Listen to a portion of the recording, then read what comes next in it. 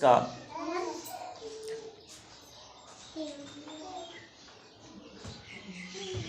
جی سب تشریف رکھیں۔ ابھی جو کلام مقدس کا حصہ پرانے عہد نامہ میں سے اور اس کا چیپٹر 58 اور اس کی پہلی آیت سے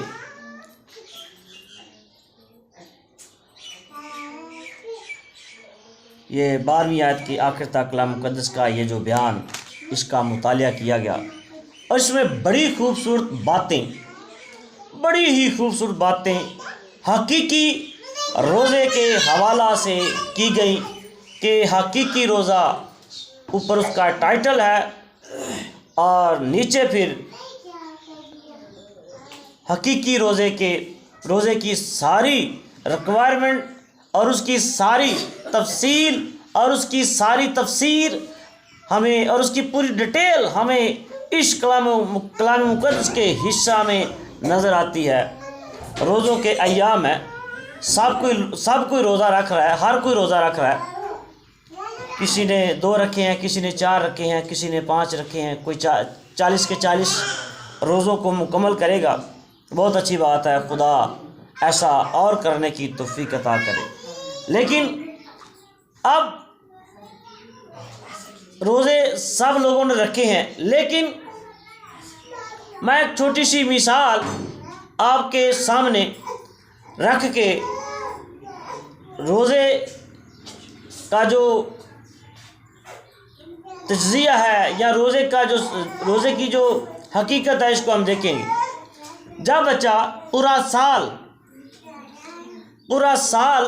محنت کرتا ہے اور جب ایگزام آتے ہیں تو اس میں وہ کیا کرتا ہے، داخل ہوتا ہے، اور پھر جب اس کا امتحان لیا جاتا ہے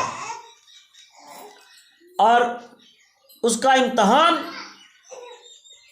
یہ ثبوت دیتا ہے کہ آیا کہ اس بچے نے کیا کیا ہے۔ جو امتحان ہے یہ پڑھنے والے بچے کی یا طالب علم کی جو ہے حقیقت جو ہے اس کو اس کے سامنے اور دوسرے لوگوں کے سامنے رکھ دیتا ہے۔ اگر وہ اسٹڈی میں بڑی دلچسپی لیتا رہا ہے، اگر وہ پڑھائی کے اندر بڑا مگن اور مصروف اور اس نے جان ماری ہے، تو پھر تو اس کا نتیجہ آ کر بتائے گا کہ واقعی اس نے جان ماری ہے یا نہیں۔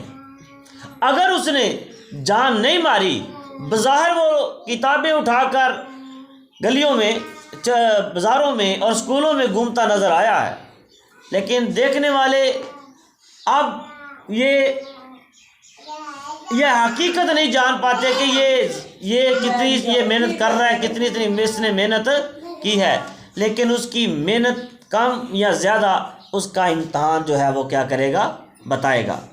اور میرے عزیزو، اسی طرح ان روزوں کے ایام میں اب بہت سے لوگوں نے روزے رکھے ہیں، میں بھی رکھ رہا ہوں، آپ بھی رکھ رہے ہیں، لیکن یہ جو 58 چیپٹر ہے اس کے اندر ہمارے جتنے بھی ہم نے روزے رکھے ہیں ان کا کیا ہے، امتحان ہے۔ اور پھر جو اس امتحان میں گزرے گا اور وہ کیا ہوگا، اس کا نتیجہ اس کے سامنے آنا شروع ہو جائے گا کہ اس نے کس طرح کی کارکردگی کیا کی ہے، اس نے کیسا نتیجہ پیش کیا ہے، کیسی اس نے اپنی جو محنت ہے کیسے اس نے دکھائی ہے، کیسے اس نے کی ہے۔ اور یہاں پر لکھا ہے کہ کیا اس نے ان روزوں کے ایام میں کیا خدا کا صحیح طالب ہونے کا خیال کیا ہے، کیا اس نے حقیقی طور پر خدا کے احکام کو تلاش کیا ہے، کیا اس نے حقیقی طور پر بری راہوں کو ترک کیا ہے، کیا اس نے حقیقی طور پر اپنی ذات کو چھوڑ کر خدا کی خوشنودی تلاش کی ہے، کیا اس نے اپنے مفادات چھوڑ کر خدا کو اہمیت دی ہے، اور اسی طرح کیا اس نے اپنی جان کو دکھ دے کے خدا کو خوش کرنے کی کوشش کی ہے؟ اور کیا اس نے یتیموں اور غریبوں اور مسکینوں کے ساتھ کیسا رویہ رکھا ہے؟ کیا اس نے یتیموں کے لیے کچھ کیا ہے؟ کیا اس نے بیواؤں کے لیے، غریبوں کے لیے کچھ اس نے کیا ہے؟ کیا اس نے صرف یہی کیا ہے کہ روزے رکھ کے ریاکاری کا لبادہ اوڑھ کر اس نے کیا یہ ہے کہ سارے روزے چرچ میں بھی نظر آیا ہے اور روزے بھی سارے رکھے ہیں؟ کیا اس کی زندگی کے اندر سے شرارت ختم ہوئی ہے؟ کیا مکاری ختم ہوئی ہے؟ کیا اور ایسی بیہودہ باتیں اس کی زندگی سے ختم ہوئی ہیں؟ کیا اس کے اندر رشتہ داروں اور پڑوسیوں کے درمیان اس نے اپنے آپ کو ایک محبت کرنے والا ظاہر کیا ہے، یا صرف لڑائی جھگڑے والا ہی پیش کیا ہے؟ اگر ایسا کیا ہے تو میرے عزیزو، یہ بائبل جو ہے، یہ حصہ جو ہے، ہمارا نتیجہ ہمیں دکھا رہا ہے کہ ہم نے روزہ جو ہے صحیح طور پر نہیں رکھا۔ اور اگر ہم نے اپنے آپ کو جھکایا نہیں، ہمارے اندر عاجزی پیدا نہیں ہوئی، چاہے میں پادری ہوں، چاہے کوئی ایلڈر ہے، چاہے کوئی ڈیکن ہے، چاہے کوئی مولوی ہے، چاہے کوئی بشپ ہے، چاہے کوئی فادر ہے، چاہے کوئی بہو ہے، جو بھی ہے، جو کچھ بھی ہے، اگر اس نے ان روزوں کے ایام میں اپنے اندر تبدیلی، اپنے مطلب کی نہیں، خدا کی مرضی کے مطابق کی تبدیلی نہیں لے کر آیا، تو اس کا روزہ، یہ بائبل کا حصہ ہمیں بتاتا ہے کہ اس کا روزہ جو ہے اتنا بہتر نہیں، اور پاس ہونے کے لیے اس نے نمبر حاصل نہیں کیے۔ اور روزہ، بائبل ہمیں یہ سکھاتی ہے کہ ان روزوں کے ایام میں ہماری زندگی کے اندر سے بڑی ڈیٹیل لکھی ہے۔ اگر اس ساری ڈیٹیل کو دیکھا جائے، پڑھا جائے، سنا جائے تو بہت کچھ سیکھنے کو ملتا ہے، لیکن مختصر بات یہ ہے، ساری باتوں کی ایک آخر میں ایک آیت ہے،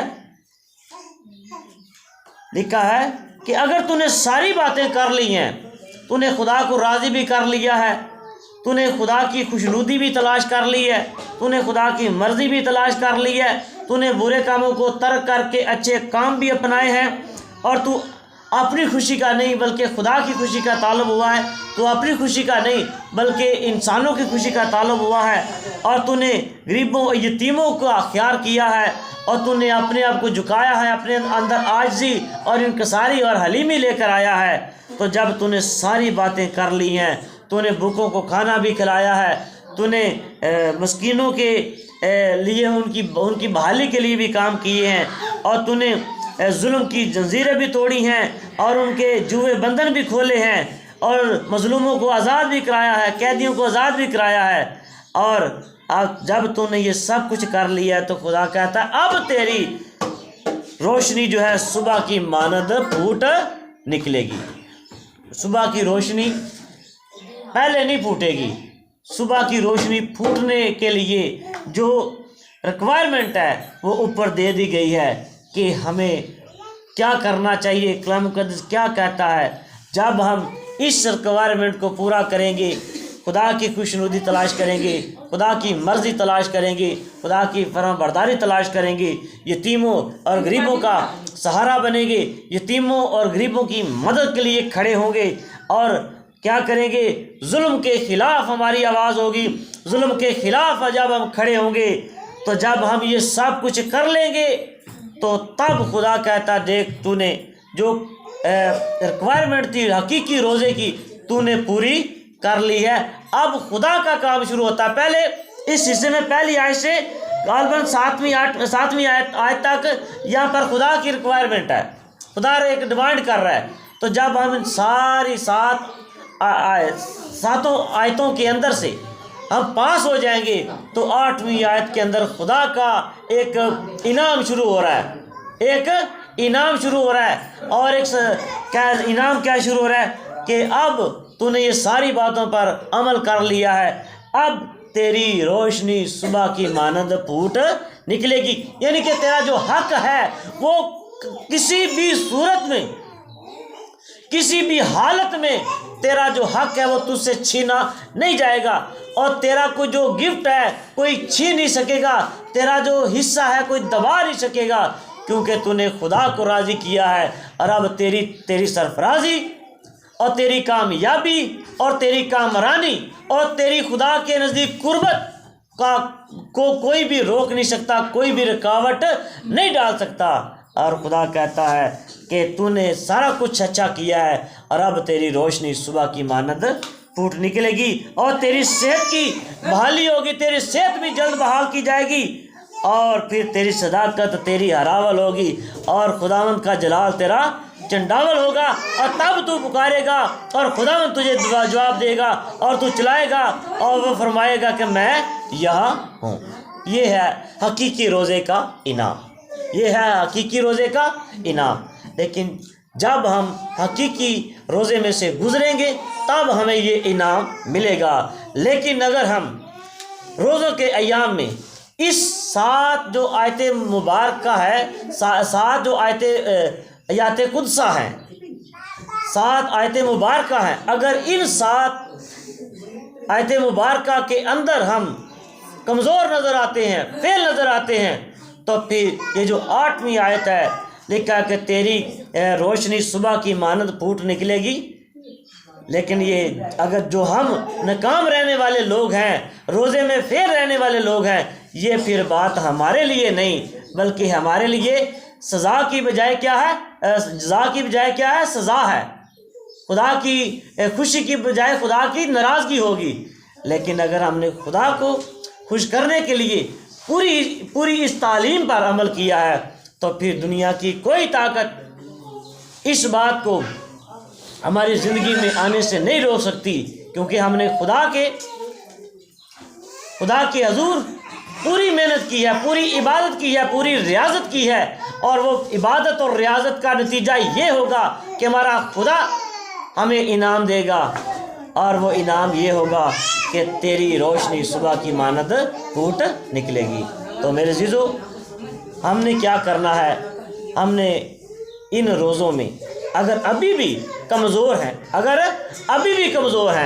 تو ہم نے کیا کرنا ہے؟ ابھی روزے ہیں. ہم کیا کریں؟